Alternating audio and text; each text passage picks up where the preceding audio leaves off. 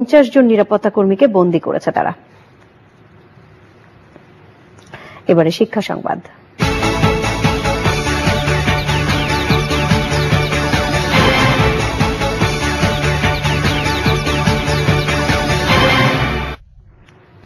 খুলনার ফুলতলার বসুরাবাদ সরকারি প্রাথমিক বিদ্যালয় বন্ধ থাকায় দুর্ভোগ সয়ে পাশের গ্রামের স্কুলে যেতে হয় এ গ্রামের শিক্ষার্থীদের। স্থানীয়রা বলছেন, প্রতিটি গ্রামে একটি করে বিদ্যালয় প্রতিষ্ঠার কথা থাকলেও বন্ধ বিদ্যালয়টির কার্যক্রম চালুর কোনো উদ্যোগ নেই। মনির হোসেনের তোলা ছবিতে মোস্তফা মল্লিকের 2 পর্বের ধারাবাহিক রিপোর্টের শেষ পর্ব আজ। ভাষা সংগ্রামের বছর 1952 সালে এই বসুরাবাদ সরকারি প্রাথমিক বিদ্যালয়টি প্রতিষ্ঠিত হয়। তখন এই বিদ্যালয়ের শিক্ষার্থীর সংখ্যা ছিল 105 জনের মতো।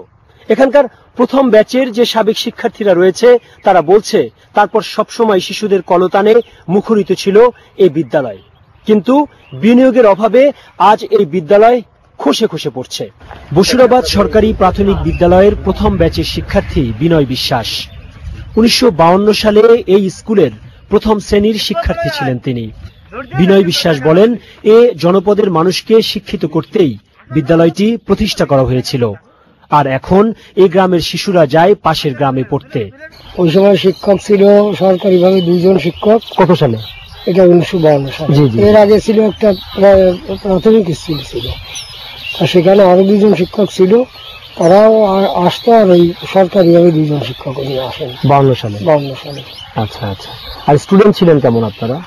তখন আমরা ওয়ানে ছিলাম 14 জন। ক্লাস 1-এ? পুরো স্কুলে নিশ্চয়ই আরো বেশি ছিল। হ্যাঁ, তখন 100 জন ছাত্র ছিল। তবে রাস্তা হয়ে গেলে বাচ্চার অভাব হবে না, প্রচুর বাচ্চা আসবে এবং প্রচুর লোক সংখ্যা হবে। পাশের গ্রামে যাওয়ার ভোগান্তিও আছে অনেক।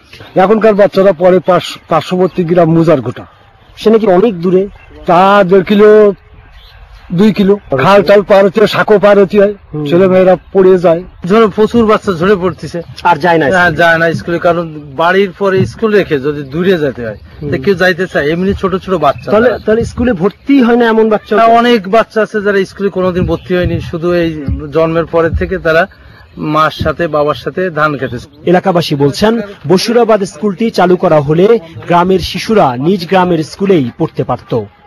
Mostafa Mallick, Channel I, Phultala, Khulna. এবার স্ট্যান্ডার্ড ব্যাংক লিমিটেড অর্থনীতি সংবাদ।